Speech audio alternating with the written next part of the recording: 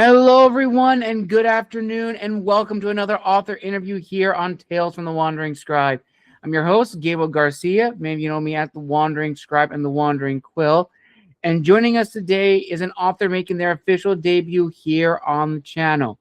Now, my guest today is a talented author on the autism spectrum who has a unique range of romance, adventure, mystery, and self-empowerment novels. She captivates readers with engaging stories that touch the heart and inspire the soul. Her passion for storytelling empowers readers to explore new worlds, experience thrilling adventures, and discover their inner strength. So, without further ado, let's give a huge round of applause to our guest today, author Rei Marie. Rei, welcome to the show. Thank you. I appreciate you having me on. Excellent, Rei. I am so excited to have you here on the show to talk about your two amazing books. Do you have copies that you can show our viewers and listeners?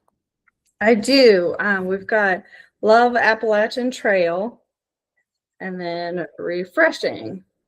Nice. Very, very So, nice. So, before we dive into the creation of those two incredible bodies of works and a little bit more about you as the author, let's start with a little icebreaker question. Is there a random fact about you that not a lot of people may know about? I've had over 100 jobs in my life. Oh my God, that is a Yeah. lot. Yeah. After I graduated, well, even before I graduated high school, I had a lot of different jobs, but I didn't want to waste money on college. So I literally just took every job that I could get my hands on and just ran with it. Nice. All right. So, while you were in the midst of your various jobs right out of high school, I'm very curious. At what point did you discover the love for the written word? Was that something earlier in your childhood, or was there a specific aha moment? No, I started writing when I was in grade school, like 8 or 9. It was an escape and often cathartic. Growing up in the 80s, autism still kind of unknown and terrifying. I was weird enough. I didn't really have any friends, but normal enough. I could mask and blend in. Writing for me was a way to express what I couldn't say or didn't understand. Wasn't really until after my kids were nearly adults that I ever let anyone read my books unless it was like for a Mhm. school assignment. I only published because she really encouraged me. Nice. Very, very nice. And which of those two bodies of work was actually the first story that you began your publishing journey? Love Appalachian Trail. Yeah, it follows a woman on her hike through the Appalachian Trails, exploring an emotional journey through despair and finding renewal. Nice. Excellent. And then what about refreshing? How far was that? Refreshing. Love Appalachian Trail was published in July last year, and then Refreshing was in November last year. November last year. And it's kind of an adventurous getaway with friends that morphs into an emotional awakening through romantic connections while in a tropical paradise. It is bilingual, but there's plenty of English context to keep the non-Spanish speaking connected and interested. Nice. Amazing, Ray. Amazing. So let's actually go back to the very beginning, looking at your first book as an example. So when you began your journey as an author, as you said, you've been writing since grade school. When writing Love on the Appalachian Trail, sorry, what was the surprise factor in the sense of actually jotting down the outline, if you did make an outline or if you wrote it spontaneously, and the idea behind the message? What was that like? So I started out with just kind of my experience hiking the Appalachian Trail, and turn that into little bits that I experienced, put it into the book, and then came up with the outline. And I was going through a lot of stuff personally at that time, so it was easy to connect the two stories. All right. Okay. Now, did you have like an outline based upon this, or did you kind of, as you said, base your writing off of your experiences hiking on your own and just spontaneously just wrote the story like that? I started spontaneous, but then in order to kind of flush it out, I did do an outline to connect the different parts of the stories together. Absolutely. Absolutely. Yeah. I've tried being a pantser. It does not work for me. I like having an outline, it keeps me focused. Uh, Kudos to any of the authors listening to this interview that if you're a pantser, I mean, kudos, because I could not do that. I've tried it. It is so stressful and very, very intimidating, in my opinion. Yeah, I think the outline helps connect the dots. Absolutely very true, Ray. So now turning to refreshing, how did that story come about? And did it kind of follow the same example as your previous book, or did you do something a little bit different in terms of, the bare bones style of it? It was very similar. I took a lot of what I actually experienced while I was in Costa Rica. I did go on a girls' trip with my two best friends in Costa Rica, and just took some of the silly things that we did while I was there, and then came out with the outline to connect the different parts. Nice. And as you were writing both of these stories, Ray, what really surprised you about your voice as an author in terms of how you wrote then, as opposed to your origins back in grade school? It's definitely matured over the years. I'm not writing about silly little animals, and I mean the fantasy world is wonderful, and I do have my own fantasy books, but the maturity level from what I wrote in grade school compared to now is very different. Nice. And this actually is our first fan question, one of many, Ray. One of my commenters and viewers actually had the opportunity to check out one of your stories, get a little idea of it, and they wanted to know, would you classify your books as slice of life fiction? Yeah, yeah, they could definitely be put into that category. Most people, I think, would put it into like romantic adventures, but there are a lot of parts of the story of both stories that can be connected with real life. Awesome. Awesome. Now, as you mentioned before, Ray, that a lot of these stories are based off of your own experiences, coupled with, the fiction side of it. So, when writing both of these books last year, what was not only your goal with these two books, but also the promise you're making, not just to yourself as the author, but also your future readers? Oh, I just want people to see like a different perspective. Um, there's so many different ways of looking at things in life, and when you get into a rut, when you get into trouble, when you have emotional issues, um, when you look at something like you've always looked at something and expect a different outcome, that's the definition of insanity. So being able to look at things from a different perspective, I think, helps. Nice. Very, very nice.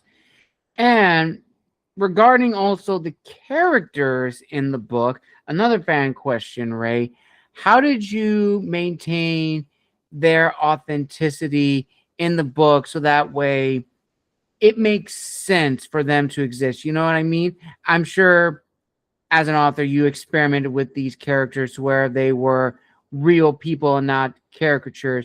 because also, in addition to authors, we are also readers. We read characters that are just supposed to be in the story just for the purpose and not actually feel like they belong. So how did you make sure your characters felt real to the story that they were being placed in?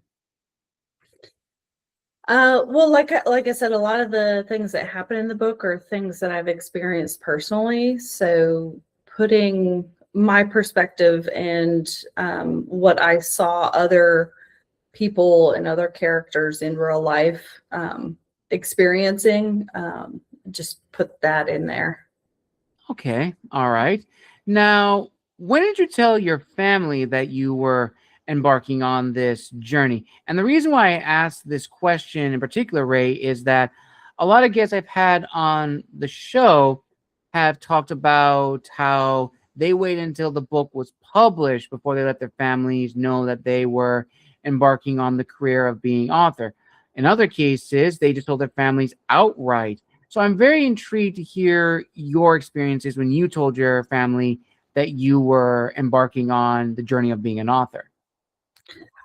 Well, I know a lot of my family members have seen me journal throughout the years. I think they just thought it was a hobby. But yeah, it wasn't until uh, about a year and a half ago when my friend read and suggested that I really look into actually publishing them that I moved forward and said, "Hey, I'm doing this thing." Nice. Very, very nice.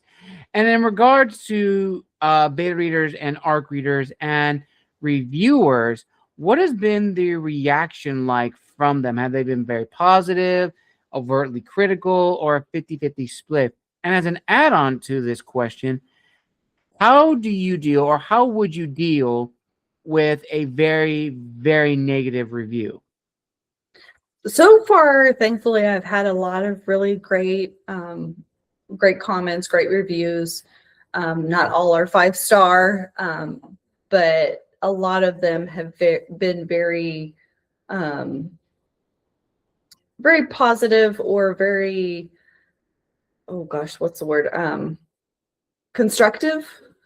So I can take those construction notes and go forward with other books and just keep that in mind for the future.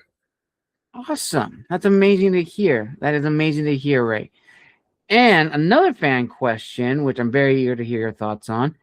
Authors always have favorite scenes or moments that they have enjoyed writing in their books. So between the two, which was your favorite scene to write? What was probably the most difficult scene to write?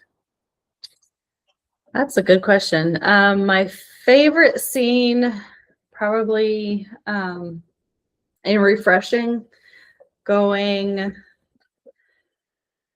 with the friends, just walking up and down the beach and discovering little swimming holes and little creatures and stuff on the beach, and having fun with the locals, teasing them, and the playfulness and the connections between the friends and the stories that are shared between the positive, the encouragement that each friend has with each other. And then for Love Appalachian Trail, it was a lot harder for me to write that one because of the growth that happens in the main female character. And there's a scene in there that involves a snake that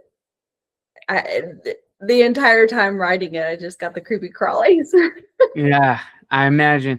Yeah, not a lot of people enjoy snakes, and not a lot of people enjoy them. They are very, very um, unexpected and unpredictable when it comes to them. But yeah, I can imagine writing that scene was probably a little nerve wracking here and there. So now jumping forward in your journey. So after publishing Refreshing in November of last year and sort of building a presence online, you probably were building a presence before then, but still trying to keep the momentum. That now brings up the question of dealing with writer's block and imposter syndrome. And I would like to hear your thoughts on both of how you have dealt with either one and what you have learned from both. So with the imposter syndrome side, I haven't really thought about it. I just kind of write what comes to mind. Sometimes I'll get up at 2 o'clock in the morning and just write whatever dream I just had and save it for later. I have a lot of different stories, different types of stories. Some of them are kind of more horror or thriller. I've got a mystery. So as far as writer's block, I've always got something that I can pull from my journals. So thankfully I haven't really ran into that yet, but I've got a lot of material to pull from. Awesome. That's amazing, Ray. That is amazing. And this kind of goes into my favorite segment, or one of my favorite segments, and that is, of course, the reflective part of being an author. And as a little introduction question, which is a very loaded one, that is on the notion of what does it mean to be an author in the digital age? Because the industry has changed or is still consistently changing. 20 years ago, being an indie author was more difficult than it is now, in the sense of not a lot of platforms to really publish or self-publish. And over the last 20 years, you have Amazon, Barnes and Noble, Kobo, and a lot of other sites that allow indie authors to publish their work. And while it's never been more easier to get published now as an indie author, it's never been more difficult to market oneself as an author. And that goes into this notion of social media and how it is a very beneficial tool for us authors and creatives, but it's a double-edged sword. I am sure you probably had your own fair share of experiences with negative comments, very, very overtly critical feedback, maybe just from people who have messaged or something along those lines. Because social media is a very draining and emotionally taxing aspect. But as authors, we do need it to, get that engagement. So I'm very curious, Ray, for you as an author and as a fellow creative, what has still disciplined you to stay true to your goals that you set out with when you began writing your books of last year? So it's kind of a multi-layered question. It's a very loaded question. Yeah, I think partly because my autism, like I haven't really seen a lot of negative comments yet, but the few that I have, I think about the fact that that's their perspective, that's their mindset, and just unless there's construction with it, I just completely ignore it. And I don't know. I've never, unless it was my personal family putting pressures on me to be a certain way, which everybody has that to some degree. I've been pretty good about just being who I am once I was able to figure it out. And going through all those different jobs really helped me to figure out, okay, what things I like, what things I don't like. Fascinating. Very, very fascinating. And kind of going forward from that, I would like to hear your thoughts on this debate I've been seeing in the publishing industry of this notion of whether or not we are in a golden age or an iron age. And I'll give some context for this question. So a lot of people that I've had on the show, especially last year, began their careers during the height of COVID, myself included. And when, things started getting a little bit better, the floodgates opened and the industry was swarmed with a lot of indie books to the point it became overly saturated. And a lot of people argued that, because of this, we're in a golden age. But as time has gone by and I've been interviewing more and more guests, some have argued that we're not so much in a golden age as we are in an iron age, because you have within the community people who are divided in the sense of those who want to grow in this industry and those who want to make a quick buck.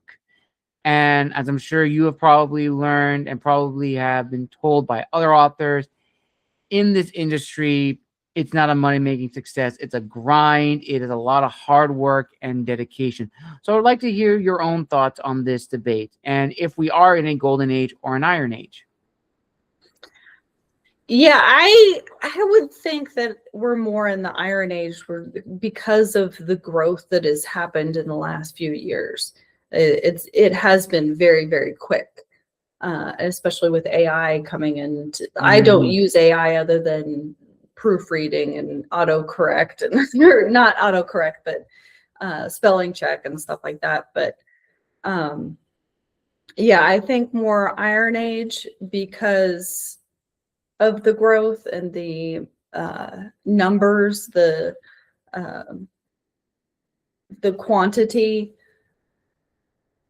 And I do think things are calming down. I do think things will level out and you'll see a lot more of the quality over quantity, I think.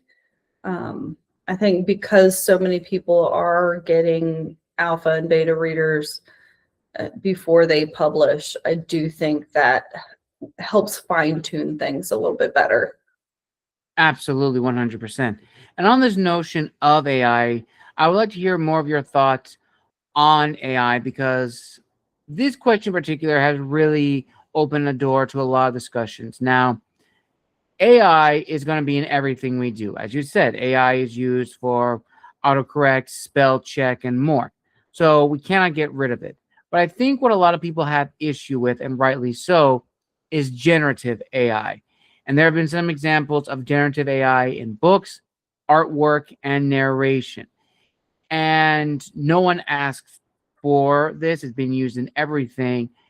And it's caused a big sort of like shift in the community. I've talked to a lot of people who are in favor of generative AI and those that are strictly against the usage of generative AI. This is a two-part question. In your opinion, what is probably the one positive way that one person could use generative AI to help their writing? And secondly, do you think that unless there are more changes with the use of AI in the creative sphere, that we could teeter on the brink of a cyber dark age in the sense of creativity being mass produced but lacking that human voice? Yeah, I do think we're on the brink of something, hopefully positive, but it very well could be chaos. I mean, things like spell check, yeah, technically they're AI, and I use that. But the generative side, I want AI to do my chores, not my art. I will never put anything against somebody who needs it as an extra assist or filler to close the gap between scenes. Like, if that's what you need, that's what you need. If it's really going to fine tune and polish off, you do what you need to. I personally will not. I personally don't like that idea. The generative AI for art and books are a form of art, for sure. Whether it be the cover or the inside, it's all a form of art. I don't think AI is a positive thing in that realm, but that's my perspective. Absolutely. Very good. And very, very true, Ray. So thank you for that. And now we're going into my personal favorite segment, and that's, of course, the business side of being an author. So now, as an icebreaker question for these set of questions, Ray, in terms of marketing your book, what really surprised you about that? And as we go into the new year, is there anything you would have done differently? Oh gosh, the grind is absolutely grueling. I had no idea what was ahead of me, and I think if I had more people in my corner to help with the marketing, I definitely would have taken advantage of that. But this is not my day job. I spend probably an hour writing every day, but it's not what brings in money to pay the bills.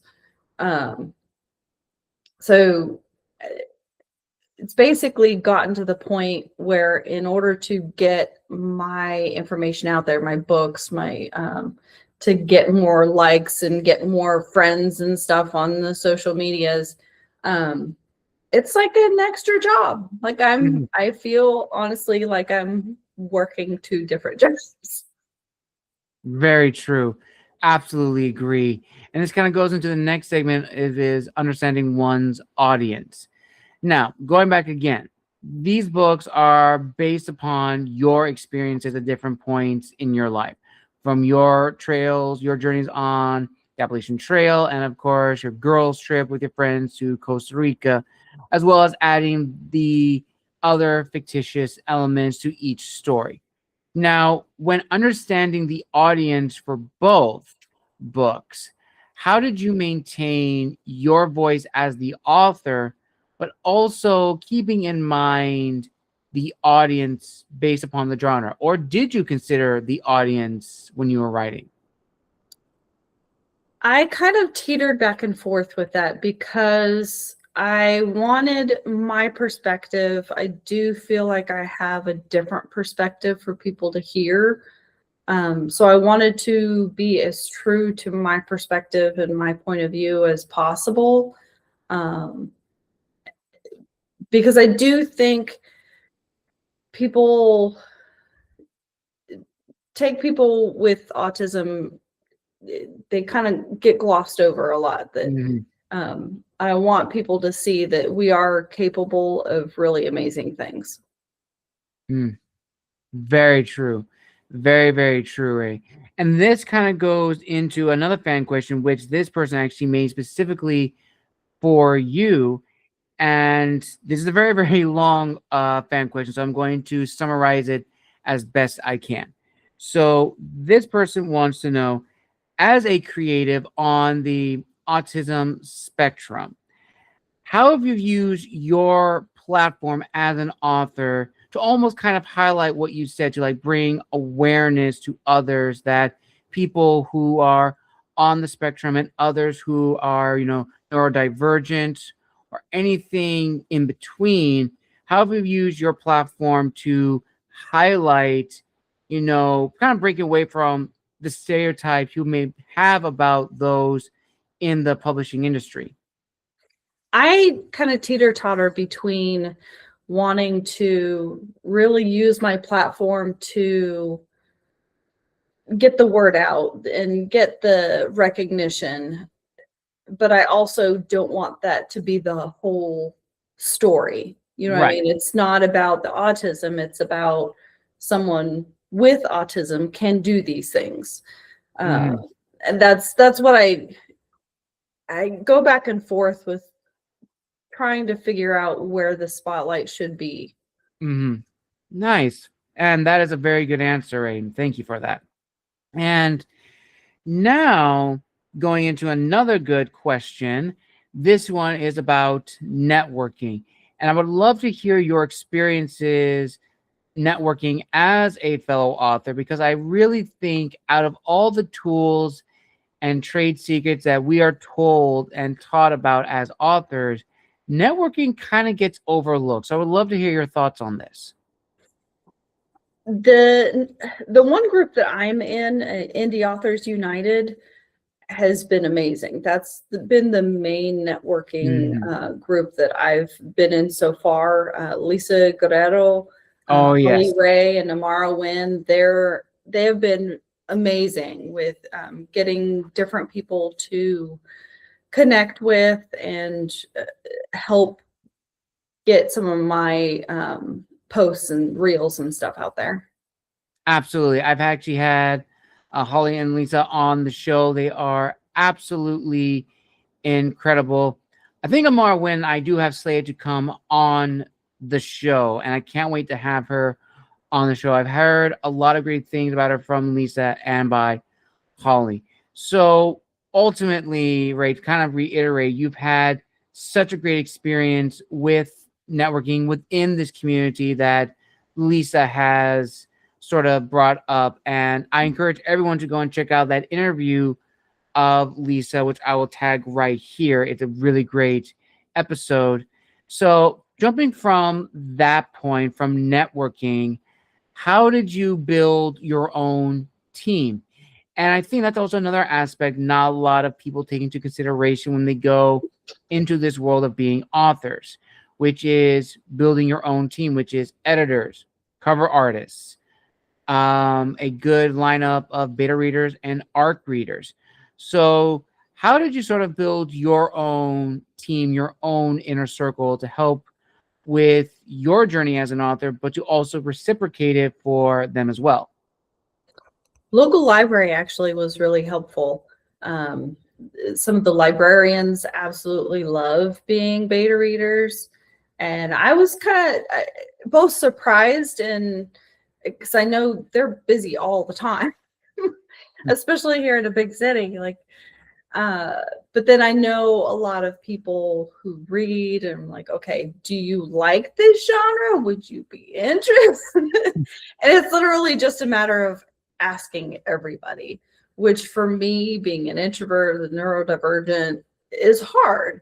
And it's really just walking around with my books in my hands all the time and waiting for somebody to ask me about them sometimes. Absolutely. And now we're going to go into some rapid fire questions. So, the first rapid fire question is, in your opinion, out of the 5 physical senses, which is the most difficult to emulate in storytelling? For me, it's emotion because I have a hard time figuring out what emotion I'm feeling in that moment. Sometimes it's multiple.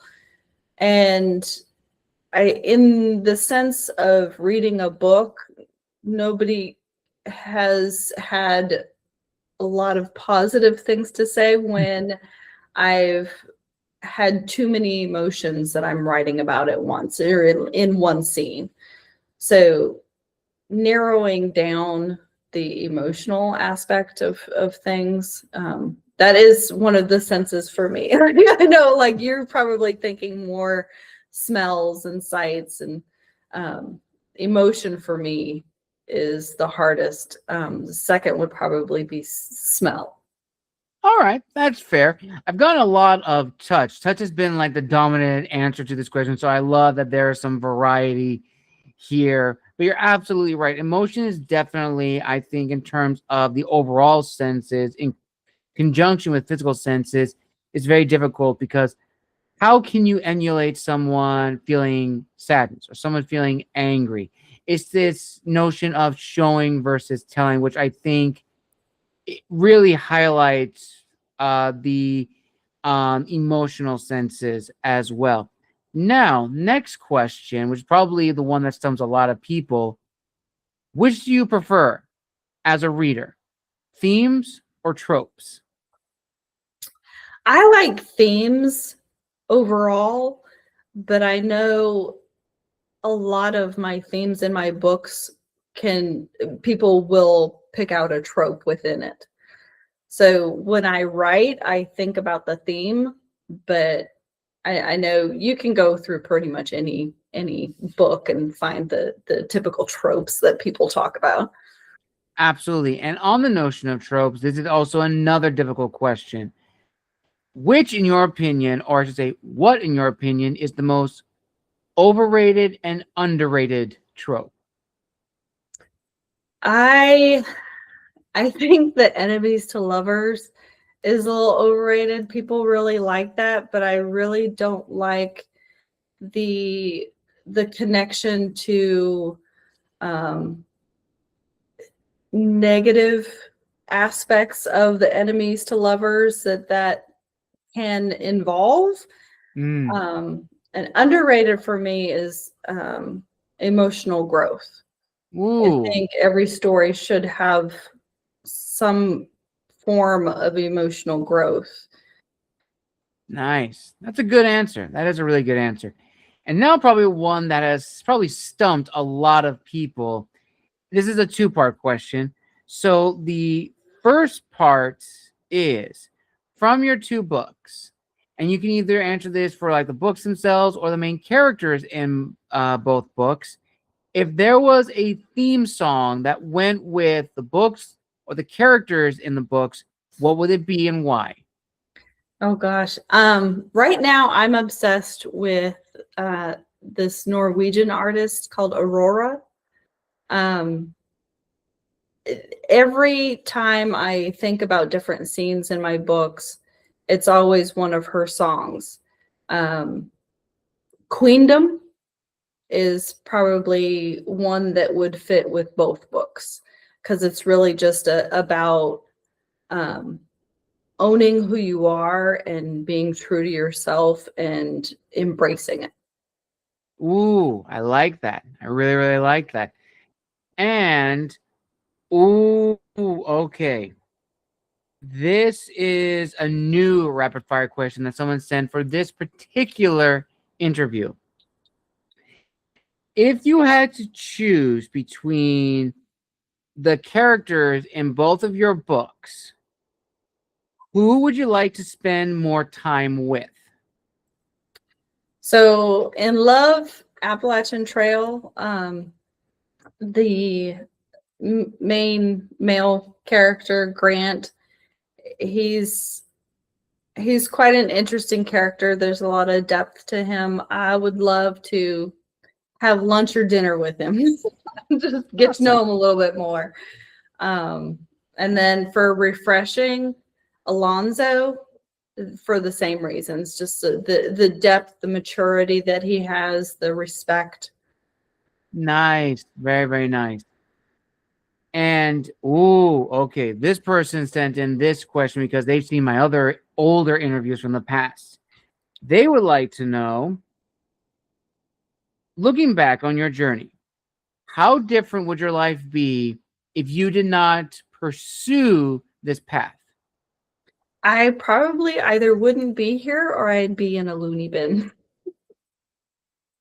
Because the catharsis that I get from writing has helped me a lot in the in-between moments when I'm not talking to my therapist or I don't have one because I've recently moved, or like it just helps get my thoughts out, and sometimes you just need to vent.